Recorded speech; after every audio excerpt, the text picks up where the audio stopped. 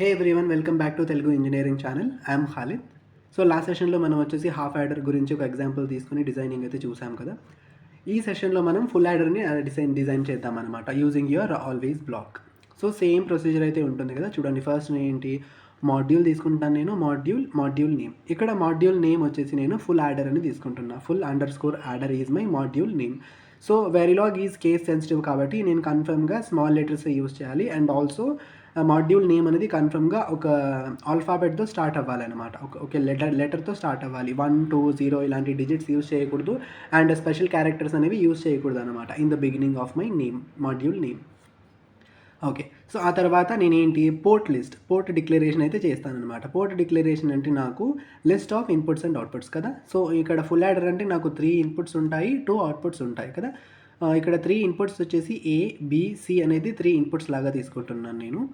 Some and carry అనేది 2 outputs కదా. ఇక్కడ వచ్చేసి నాకు ఆల్రెడీ C ఉంది కాబట్టి ఇక్కడ వచ్చేసి ఈ క్యారీని వచ్చేసి C అవుట్ అని తీసుకుంటున్నాను నేను. C అంటే నాకు ఇన్పుట్, క్యారీ ఇన్పుట్.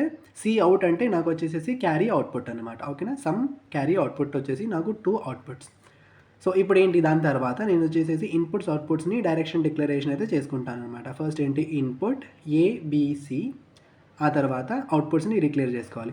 సో ఈ లాస్ట్ ఎగ్జాంపుల్లో మీరు చూసినట్లయితే అవుట్పుట్ SC అని డిక్లేర్ చేసి ఆ తర్వాత నెక్స్ట్ లైన్లో నేను వచ్చేసి అవుట్పుట్స్ని రిజిస్టర్ చేసుకున్నాను.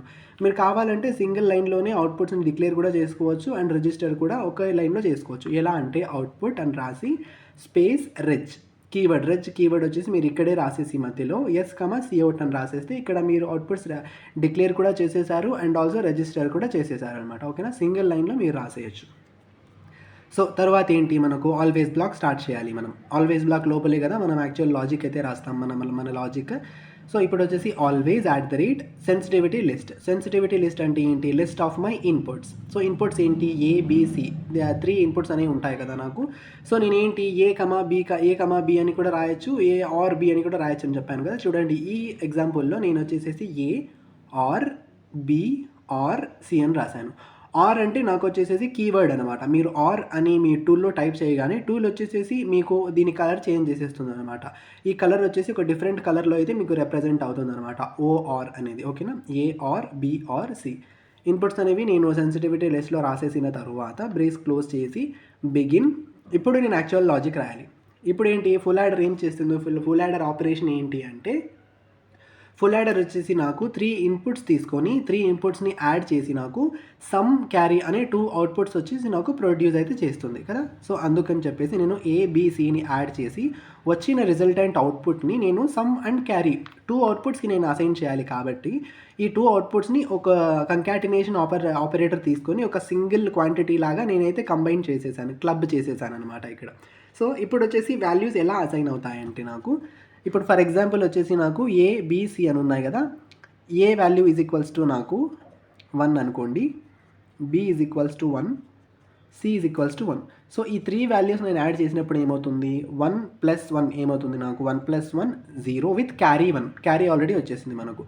0 + 1 1 కదా. సమ్ 1 వచ్చింది, క్యారీ ఆల్సో మనకు 1 అనేది వచ్చిందనమాట. సో నేను క్యారీ కూడా ఇక్కడ తీసుకోవాలి. సో ఇది వచ్చేసి నాకు క్యారీ అవుతుంది, ఇది వచ్చేసి నాకు సమ్ అవుతుంది అనమాట. సో ఈ 2 వాల్యూస్ నేను ఏం చేస్తానంటే దీనికి అసైన్ చేస్తాను అనమాట. దీనికి అసైన్ చేసినప్పుడు ఈ వాల్యూ అనేది నాకు క్యారీకి C అవుట్కి అసైన్ అయిపోతుంది, ఈ సమ్ అనేది నాకు Sకి అసైన్ అయిపోతుంది అనమాట. ఓకేనా. సో ఎవ్రీ పాసిబుల్ కాంబినేషన్స్కి కూడా ఇలాగే 2 వాల్యూస్ వచ్చేసేసి ఇక్కడ అసైన్ అయిపోయి ఒక్కో వాల్యూ వచ్చేసి ఒక్కో అవుట్పుట్కి వచ్చేస్తుంది నాకు. సో నాకు లాస్ట్లో MSB బిట్ వచ్చేసి నాకు క్యారీ కాబట్టి నేను ఫస్ట్ C అవుట్ అని రాసి ఆ తర్వాత సమ్ అని రాసుకున్నాను ఇక్కడ. ఓకేనా. సో ఆ తర్వాత ఎండ్ మాడ్యూల్. సో ఇలా మీరు వచ్చేసేసి మీ ఫుల్ యాడర్ని సింపుల్గా ఆల్వేస్ బ్లాక్ యూజ్ చేసుకొని డిజైన్ అయితే చేయొచ్చు అనమాట. ఓకేనా. I hope all of you understood about this concept of designing full adder using always block. So next సెషన్లో మనం వచ్చేసి ఇంకొన్ని ఎగ్జాంపుల్స్, ఒక 3 ఎగ్జాంపుల్స్ తీసుకొని చూద్దాం కాంబినేషనల్ డిజైనింగ్. ఓకేనా. Thanks for watching.